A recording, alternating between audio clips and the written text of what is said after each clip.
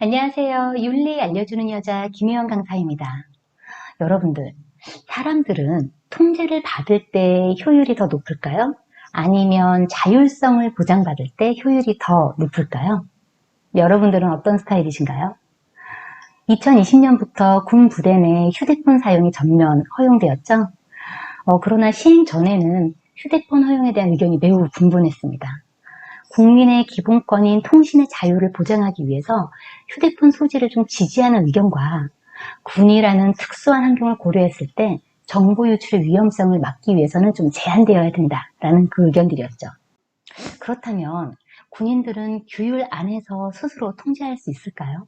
아니면 강력한 통제가 필요할까요? 이런 질문은 어떤가요? 개인의 도덕적 자정 능력으로서 사회의 윤리성은 유지될 수 있을까요? 결론부터 말하자면 처벌과 같은 강력한 통제는 효과가 거의 없는 것으로 보인다는 것이 심리학자들의 의견입니다. 로랑베그는 그에 져서 도덕적 인간은 왜 나쁜 사회를 만드는가 라는 책에서 형벌 자체가 범죄를 억제하는 효과는 그리 크지 않다고 주장합니다. 미국의 사형제도가 존재하는 주와 그렇지 않은 주의 살인 범죄율을 비교해 본 결과 살인 범죄를 억제하는 효과가 전혀 없는 것으로 밝혀졌기 때문입니다. 나아가 사형제도가 오히려 살인을 증가시킨다라는 연구 결과도 있으니 사형제도와 같은 강력한 통제가 일종의 야수화를 강조한다고 볼 수 있을 것 같아요. 물론 개인의 자기검열과 자정 능력에 따라서 도덕적 자율의 효과는 달라질 것입니다. 자, 그렇다면 사람들에게 도덕적 자유를 보장하면서 사회의 건전성도 보장할 수 있을까요? 절대 권력은 절대 부패한다. 많이 들어보셨죠? 이 말은 영국의 정치가이자 역사가인 존 메버리시 에드워드 달버그 액튼의 말입니다. 그는 권력 자체가 매우 부패하기 쉬운 속성을 가지고 있다고 말하고 있어요. 권력이라고 말하니까 우리와 같은 소시민들에게는 약간 좀 거리감이 느껴지죠? 일단 여기서 말하는 권력은 일종의 갑의 위치에 있는 상대적 권력이라고 이해하면 좋습니다. 소수가 아닌 다수, 비주류가 아닌 주류의 그 영향력 말입니다. 이런 맥락에서 왕따나 직장 내 괴롭힘 그리고 혐오의 주체자가 바로 그 상대적 권력자라고 볼 수 있어요. 물론 그들이 가진 권력이 물리적으로 대단한 것은 아니지만 상대적 우월감을 갖기에는 충분하죠. 왕따나 직장 내 괴롭힘 그리고 혐오 자체가 상대적 우월감을 표출하는 폭력적 행위이니까 말입니다. 그렇다면 사회의 윤리성을 훼손하는 이런 행위를 막을 수 있는 방법은 무엇일까요? 강제적 통제가 효과가 없다면 우리는 이렇게 손 놓고 있어야 될까요? 로랑베그의 다른 실험을 통해서 그 해답을 좀 찾아볼 수 있습니다. 그의 연구에 따르자면 조깅하는 사람들은 자기를 보는 사람이 없다고 생각할 때보다 누군가가 보고 있다고 생각할 때 좀 더 열심히 달린다고 해요. 심지어 공중 화장실에 혼자 있을 때보다 다른 사람들과 같이 있을 때 볼일을 보고 나서 이렇게 손을 씻는 빈도가 높아지는 것도 같은 맥락이라고 설명하고 있습니다. 정리하자면 강제적 통제만으로는 눈에 띄는 자발적 윤리성을 회복하기는 어렵습니다.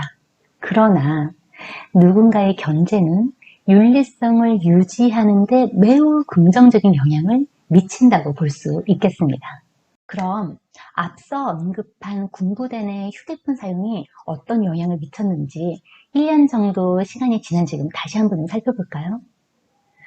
국방부에서 발표한 자료에 따르자면 심리적 안정지수는 57%에서 97.5%로 무려 40%가 넘게 오르는 결과를 가져왔고요. 자살률은 44%, 탈영률도 30%가량 감소했다고 발표하였습니다. 매우 놀라운 개선이죠. 그러나 안타깝게도 그 우려하던 내부 정보의 유출이나 타 범죄에 핸드폰이 활용되었던 사례들도 발생했었습니다. 그렇지만 코로나로 휴가도 이게 통제된 상황에서 핸드폰 사용이 심리적인 고립감과 우울증을 해소하는데 긍정적 영향이 크게 작용했다라는 분석이 우세합니다. 개인의 자유의지를 무시한 억압적 통제는 공감적 실행을 이끌어내지 못해요. 그러나 누군가의 견제는 사회에서 좋은 사람으로 인정받고 싶은 욕구를 자극함으로써 일탈 행위를 자제시키는 역할을 수행합니다. 조건부 선인이자 또 조건부 악인인 저와 같은 평범한 사람들에게 타인의 견제는 윤리적 일탈을 막아주는 아주 효과적인 장치임은 분명해 보입니다.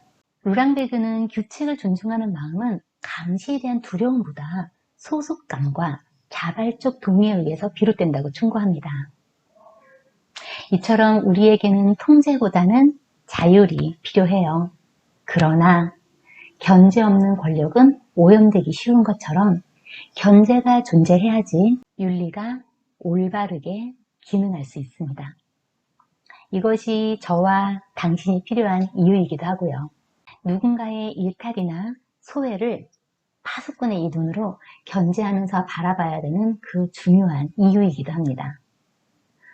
지금 당신 옆에 누군가가 있다면 그의 눈을 좀 바라보고 이렇게 얘기해보면 어떨까요?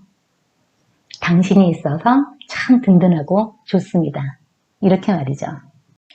오늘의 이 영상이 좋은 어른인 당신의 일상에 도움이 되었나요? 행복한 우리의 일상을 위한 생활밀착형 윤리 수업. 다음 시간에도 재미있고 유익한 이야기로 찾아뵙겠습니다. 고맙습니다.